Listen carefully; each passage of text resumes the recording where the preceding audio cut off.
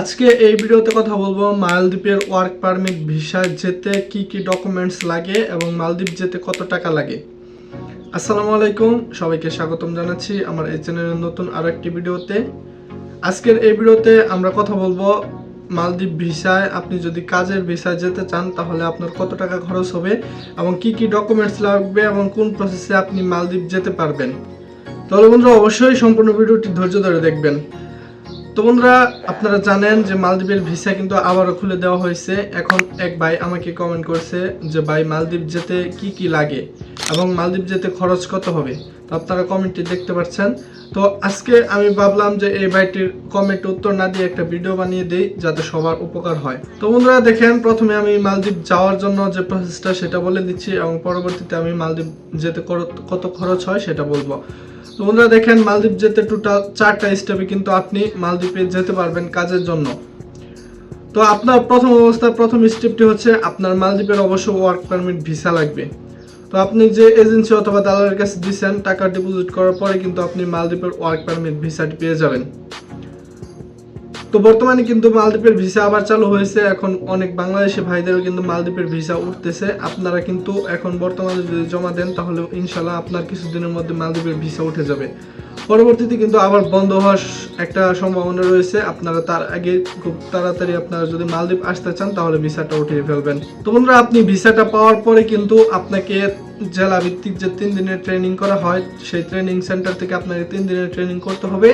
এরপরে 3 দিনের ট্রেনিং করার পরে আপনাকে কিন্তু আপনার এজেন্সি অথবা দালালকে আপনাকে জানিয়ে দিতে হবে যে আপনার মেন পাওয়ারের জন্য সে আবেদনটা করে ফেলে। আপনি যত তাড়াতাড়ি এই কাজগুলো করবেন আপনি কিন্তু তত তাড়াতাড়ি মালদ্বীপ এসে পড়তে পারবেন। তো এরপরে আপনার দালাল অথবা আপনার এজেন্সি মেন পাওয়ারের জন্য আবেদন করবে। মেন পাওয়ারের জন্য আবেদন করার পরে 3 থেকে 7 দিনের মধ্যে যদি আপনার মেন পাওয়ারটা হয়ে যায় বা মেন পাওয়ার বিএমইটি কার্ড সেটা যদি হয়ে যায় তারপরে কিন্তু আপনি মানে হচ্ছে আপনি বাংলাদেশ এয়ারলাইন্স অর্থাৎ বাংলাদেশে যে এয়ারপোর্ট রয়েছে সেখানে ইমিগ্রেশনের জন্য বৈধতা পেয়ে গেছেন। আপনি যদি এই মেন পাওয়ারটি না করেন তাহলে আপনার যতই ভিসা থাকুক যতই যাই থাকুক না কেন আপনি কিন্তু বাংলাদেশের এয়ারপোর্ট থেকে আপনি কিন্তু মালদ্বীপ আসতে পারবেন না। আপনাকে কিন্তু অনুমতি দেওয়া হবে না। কারণ আপনার মেন পাওয়ার অর্থাৎ বিএমইটি কার্ড সেটা হচ্ছে আপনার অনুমতিপত্র। আপনি যে বাংলাদেশ থেকে বৈধভাবে আপনি অন্য একটা দেশে যাচ্ছেন কাজের জন্য বা টাকা কামানোর জন্য, সেটা হচ্ছে একটা ডকুমেন্টস আর কি। তো এই মেন পাওয়ারটা যদি আপনার না হয়ে থাকে তাহলে বন্ধুরা আপনি কিন্তু কোনোভাবেই মালদ্বীপ যেতে পারবেন না প্রথম অবস্থায় আর কি। তো আপনি যদি নতুন অবস্থায় মালদ্বীপ যেতে চান অবশ্যই আপনার মেন পাওয়ারটা করে ফেলবেন।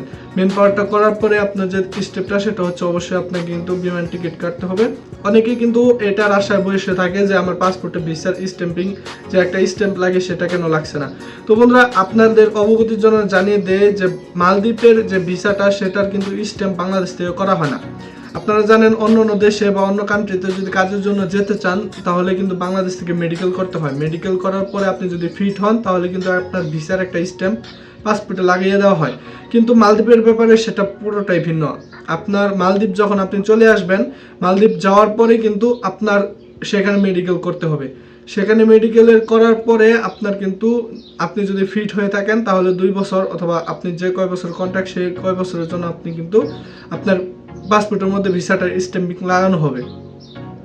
তো এই হচ্ছে মালদ্বীপের বিষয়টা। এইটার জন্য কিন্তু অনেক বাংলাদেশি ভাই কিন্তু বসে থাকে যে আমার ভিসা কিন্তু স্ট্যাম্পিং হয় না কেন, ভিসা স্ট্যাম্পিং হয় না কেন। যারা জানেন না তাদের উদ্দেশ্যে আমি কথাটা বললাম। তো এরপরে হচ্ছে আপনার বিমান টিকিট, আর যদি বিএমইটি কার্ড সম্পূর্ণ হয়ে থাকে তারপরে হচ্ছে আপনি বিমান টিকিট নিয়ে আপনি সরাসরি মালদ্বীপ চলে যাবেন। তো এখন চতুর্থ এবং সবচেয়ে গুরুত্বপূর্ণ স্টেপটা হচ্ছে আপনার হচ্ছে ইমুগা অর্থাৎ আইমুগা যেটা হচ্ছে সেটা। আপনার মালদ্বীপ যাওয়ার 24 ঘন্টার মধ্যে আপনার ফ্লাইটের 24 ঘন্টার মধ্যে কিন্তু আপনার এই অনলাইনে ইমুগা ফর্মটা পূরণ করতে হবে।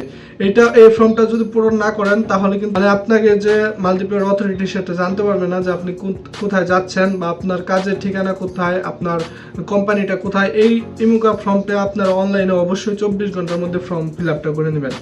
বন্ধুরা, আপনারা যদি আইমুগা সম্পর্কে না জানেন অবশ্যই ইউটিউবে অসংখ্য ভিডিও পেয়ে যাবেন। আপনারা সিম্পলি ইউটিউবে সার্চ দিয়ে দেখতে পারবেন। আপনার কিন্তু ফ্লাইটে 24 ঘন্টার মধ্যে এই আইমুগা ফর্মটা কমপ্লিট করতে হবে অনলাইনে।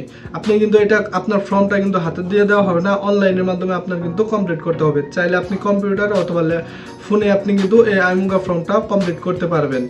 তো এখন আমাদের টোটাল যে 4টা স্টেপ আমি আবার বলে দিচ্ছি।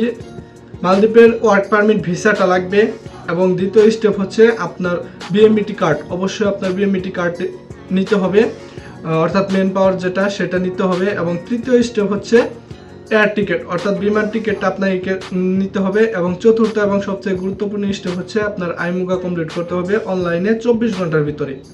তো আশা করি বিষয়টি বুঝতে পেরেছেন। এখন আসি মালদ্বীপ যেতে কত টাকা লাগে। তো দেখেন, মালদ্বীপের কিন্তু বহু কাজ রয়েছে, অসংখ্য কাজের ক্যাটাগরি রয়েছে। সেই ক্যাটাগরি অনুযায়ী আপনি যদি বাংলাদেশ থেকে ওয়ার্ক পারমিট ভিসা নিয়ে যান, তাহলে বন্ধুরা অনেক ভিসা রয়েছে। আপনার কনস্ট্রাকশন সাইটে ভিসা রয়েছে, এরপরে হচ্ছে আপনার রিসোর্সের ভিসা রয়েছে, এবং আপনার ইঞ্জিনিয়ারিং, সেলসম্যান, অনেক ধরনের ভিসা রয়েছে। তো আপনারা এগুলো বিশেষ করে যে বড় বড় পেশা, এগুলো বাংলাদেশ থেকে কমই লোক নেয় এবং কম লোক যায়। বাংলাদেশ থেকে বেশিরভাগ লোক যায় সাধারণ ক্লিনার, লেবার এবং হচ্ছে রিসোর্স এবং হোটেলের ভিসায়। তো আপনারা যদি এরকম ভিসায় যেতে চান, আপনার খরচ কিন্তু টোটাল খরচ 4 লক্ষ টাকা থেকে 5.5 লক্ষ টাকার মধ্যে ইনশাল্লাহ আপনি মালদ্বীপ চলে যেতে পারবেন।